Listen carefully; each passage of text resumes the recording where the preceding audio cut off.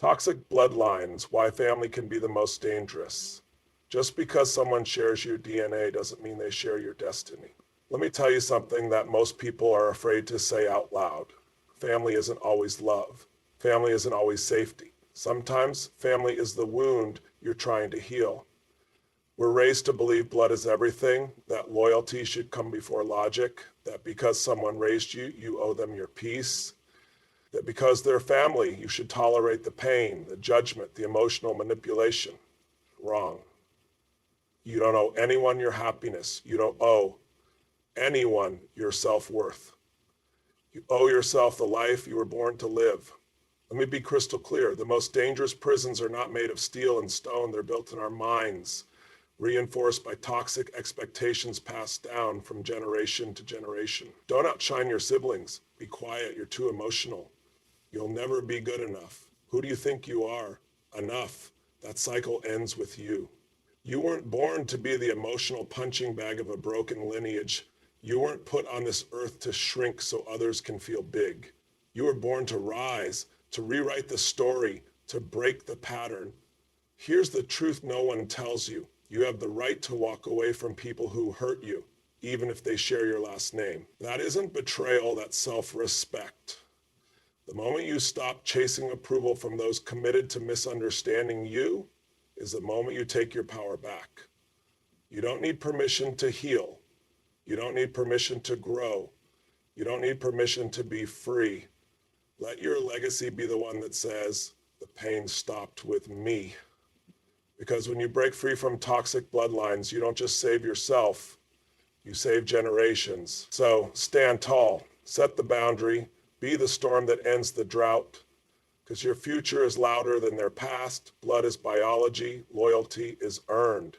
Family is the one thing we're told should be sacred, unbreakable, untouchable. But here's the truth most won't admit. Just because someone is your blood doesn't mean they belong in your life. You didn't choose the family you were born into, but you get to choose the energy you surround yourself with. You get to choose the voices that shape your future. And not all bloodlines carry love. Some carry trauma. Biology gave you a beginning. That's it. It didn't give you purpose. It didn't give you character. And it sure as hell didn't give you unconditional love. Not always. Some of the most toxic wounds you'll ever have to heal won't come from strangers. They'll come from people who said they loved you while breaking you. We've been conditioned to believe loyalty is automatic when blood is involved. But loyalty is a sacred exchange. It must be earned through respect, kindness, trust. If it's demanded without being deserved, it's not loyalty, it's emotional blackmail. You don't owe anyone a lifetime of silence just because you shared a childhood. You don't have to carry shame that doesn't belong to you just because someone who raised you never learned how to love in a healthy way. And here's the truth that will set you free. You are allowed to walk away from anyone who poisons your spirit, even if they share your last name. There's a difference between forgiveness and access. Forgive them to free yourself. But don't keep reopening doors to people who only know how to wound. You deserve to be surrounded by people who see you, uplift you, believe in your fire, not dim it because they're afraid of your light. Some of you have been trying to prove your worth to people who are committed to never seeing it. That ends today. Stop begging people to love you correctly. Start loving yourself fiercely. You were not born to survive their dysfunction. You were born to transcend it. You were born to build something stronger, healthier, deeper. Blood might be thicker than water, but energy is thicker than both. And the people who pour into you with consistency, respect, and love, those are your real tribe. Let go of the guilt, let go of the programming. Choose alignment over obligation. Build your chosen family. And build your life on trust, not trauma. Toxicity hides behind tradition. We're raised in systems, rules, unwritten codes, and the most dangerous ones are the ones that hide behind tradition because they're harder to question. They say, this is just how it's always been. They say, this is our culture, this is our way. And what they're really saying is, don't rock the boat even if the boat is sinking. But what if the way it's always been is broken? What if it hurts more than it helps? What if tradition has become the perfect camouflage for pain? So many people are shackled by rituals and roles that no longer serve them. They keep repeating behaviors that were passed down, not out of wisdom, but out of woundedness. You've been taught to respect your elders, but what happens when those elders abuse that respect? You've been told to honor your lineage, but what if that lineage was built on silence, control, and fear? Just because a cycle is old doesn't mean it's sacred. Some patterns deserve to die with the generation that created them. Breaking tradition isn't betrayal, it's revolution. It's evolution. It's the moment you say, I choose truth over tradition. Yes, it will upset people. Yes, they'll call you ungrateful, rebellious, disrespectful. But here's the reality. The only people who get angry when you set boundaries are the ones who benefited from your lack of them. The chains of toxic tradition are wrapped in guilt. In what will they think? And we don't talk about that here. But silence doesn't equal healing. It equals repression. And repressed pain becomes passed down pain. You don't need to burn the house down, but you damn sure better remodel it. Tear down the walls of shame, build new rooms with love, truth, and courage. You were born to be the pattern breaker, the chain snapper, the truth teller. You were born to upgrade the lineage, not recycle it. Tradition is only worth keeping if it serves your soul. If it doesn't, rewrite it. Patterns don't break by accident, they break by courage. Let's get something straight. You are not weak for wanting something better. You are strong because you dare to question what you were taught to accept. The dysfunction you were born into is not your fault, but healing it is your responsibility. And healing, it's not soft, it's not pretty, it's not quiet. Healing is war. It's blood and sweat and tears and grit. It's ripping the roots out of your own soul and saying, this ends with me. Patterns are powerful. They don't break just because you wish for it. They break when you stand in the fire and refuse to run. They break when you say, I will not pass this down. Most people live on autopilot. They repeat what they saw. They repeat what they felt until someone in the family wakes up, and that someone is you. You are the one who's going to say, we don't talk to our kids like that anymore. You are the one who's going to say, I choose peace over perfection. You are the one who's going to stop surviving and start thriving. But hear this, being the cycle breaker is lonely. You'll feel misunderstood. You'll feel attacked. You'll question yourself. That's the cost of transformation. The reason it's so hard is because you're not just healing yourself, you're healing your entire bloodline. Past and future. That takes courage most people don't have. Courage isn't the absence of fear. It's feeling the fear and moving forward anyway. It's choosing to act even when your knees are shaking and your voice is cracking. So stand up, get loud, tell the truth, and if your voice shakes, let it shake, but say it anyway. That's courage. You are not cursed, you are not doomed. You are the answer they never expected. You are the hope they were afraid to believe in. And when you break that pattern, you don't just set yourself free, you set your children free, you set your legacy free. Be the first, be the strongest, be the storm that clears the sky. Let me know when you're ready, and I'll continue with the next 4 expanded keynotes in the same style. You're not responsible for their healing. Let me say this with absolute clarity.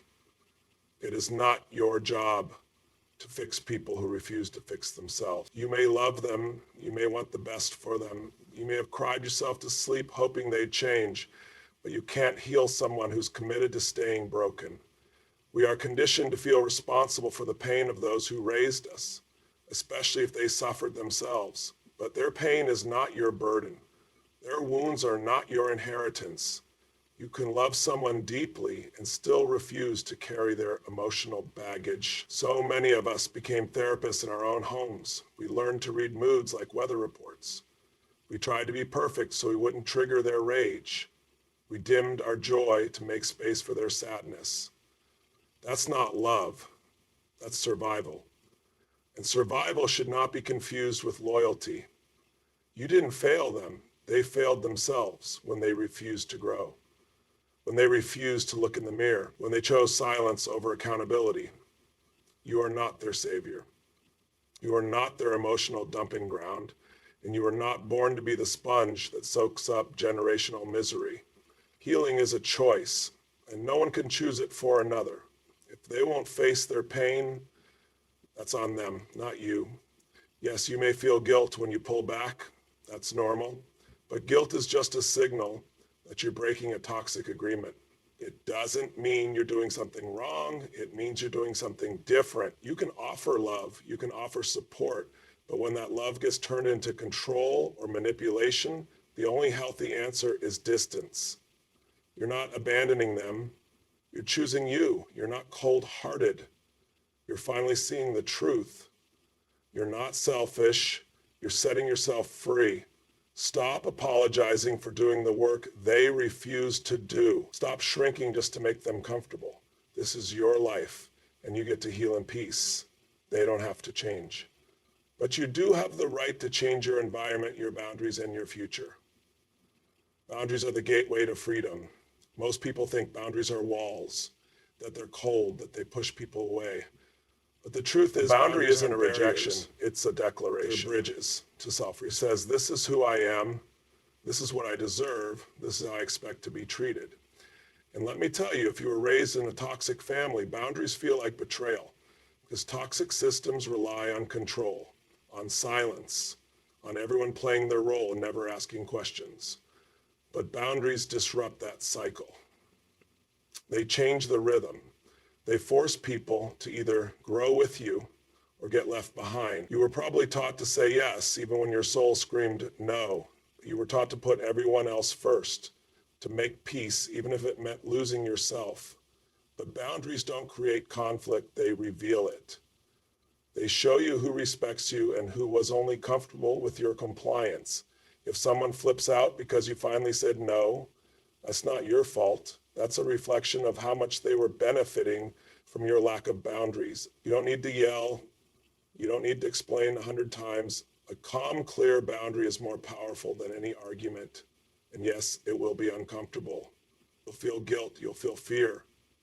But that discomfort is the doorway to your freedom. Because when you set a boundary, you're not just protecting yourself, you're honoring your truth. You're building a life where your voice matters. Boundaries are how you say, I'm not a doormat. I'm not your emotional trash can. I'm not your punching bag. I'm a human being with needs, dreams, and limits. And guess what? Healthy people won't be offended by your boundaries. They'll respect them. They'll honor them because they have their own. So stop feeling bad for protecting your peace. Stop apologizing for standing up for yourself. This is your time, your turn, your transformation. Boundaries are not the end of love. They are the beginning of real, lasting, powerful connection. Your worth isn't defined by your family's opinion. So many people are living in emotional chains, shackled to opinions that were never about them in the first place. If you were told you're too much, too sensitive, too loud, too emotional, that's not about you. It's about their fear, their limitation, their inability to handle your light. You are not the problem just because you broke the mold. You are not wrong just because you didn't fit into the version of you they tried to create. Your worth is not on trial. It never was. But if you grow up in a toxic family, you start to believe that love is earned through suffering, through silence, through shrinking. They made you believe that love is conditional, that you're only good enough if you obey, if you conform, if you don't outgrow them. But that's not love. That's control. It's fear dressed up as tradition. Your value doesn't live in their approval. It lives in your breath, in your passion, in the way your heart beats for something bigger. Stop giving power to people who never saw the real you. Stop measuring yourself with broken rulers. You were never meant to be understood by everyone, especially not by people who are committed to misunderstanding you. What they think of you is none of your business. Your job is to build a life that reflects who you really are, not who they needed you to be to feel safe. You are not the black sheep. You are the awake one. You are not the outcast. You are the evolution. You are not the failure. You are the fire starter. So stand up, take back the pen, rewrite the story, not based on their version of you, but your highest vision of yourself. Your worth is eternal, unshakable, non-negotiable, and it never needed their permission. The greatest act of love is choosing yourself. Let me hit you with something deep. You were not put on this earth to abandon yourself for the comfort of others. Real love starts at home, and the first home you ever live in is you. You can't pour into others if your cup is cracked. You can't give endlessly and expect to stay whole. You can't keep showing up for everyone while you keep disappearing from your own life. Choosing yourself is not arrogance. It's not selfishness. It's an act of sacred rebellion in a world that taught you to always put yourself last. You were trained to believe that self-sacrifice is noble, that love means staying, tolerating, enduring. But love isn't pain. Love isn't depletion. Love is truth, connection, expansion. And that starts with how you treat yourself, how you speak to yourself, how you honor your needs, even when others guilt you for them. When you choose yourself, people will react. Some will resist, some will withdraw. That's okay. The ones who truly love you, they'll celebrate your growth. You can't live your purpose while living in fear. You can't rise while clinging to people who are rooting for your smallness. The most powerful decision you will ever make is this: I choose me. Not just once, but every single day. You choose your healing, your joy, your sanity, your voice. You choose to listen to your own intuition, not their expectations. That choice, it transforms everything. It calls in better relationships, better opportunities, a better future. You stop surviving, you start living. You stop asking for permission, you start taking command. This isn't about ego, it's about alignment. Because when you choose yourself, you don't take love from others. You teach them how to love you better. And in that light, you give others permission to rise too. That's how change spreads. That's how generations shift. Choosing yourself is the most radical, revolutionary, life-altering act of love there is. The bloodline ends with me. So here we are. You've heard the truth. Maybe it shook you. Maybe it broke something wide open. Maybe for the first time you realize you've been living a life built on guilt, fear, and obligation and calling it love. But now you know better. Now you understand that the people who gave you life might not have known how to nurture your soul. That sometimes the most dangerous place to be is around people who expect you to stay small just so they can feel big. This is your line in the sand. You don't have to carry the shame. You don't have to explain your pain. You don't have to keep sacrificing your joy to keep the family image intact. Let it fall apart. Let it burn. Let it collapse. Because the life that rises from those ashes will be the one that was truly yours all along. No more playing roles. No more people pleasing. No more proving your worth to people who can't even see it. The bloodline ends with you. The silence ends with you. The cycle ends with you. You are not weak for walking away. You are strong for standing up. You are not broken for being different. You are chosen to be the breaker of chains. So take the pain they gave you and use it as fuel. Take the rejection and use it as redirection. Check over your heart, over the rebrojection of this fuel. And take the judgment and use it as firewood for the empire you're building.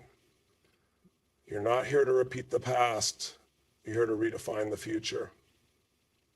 You're not the victim of your family's story. You are the author of a new chapter.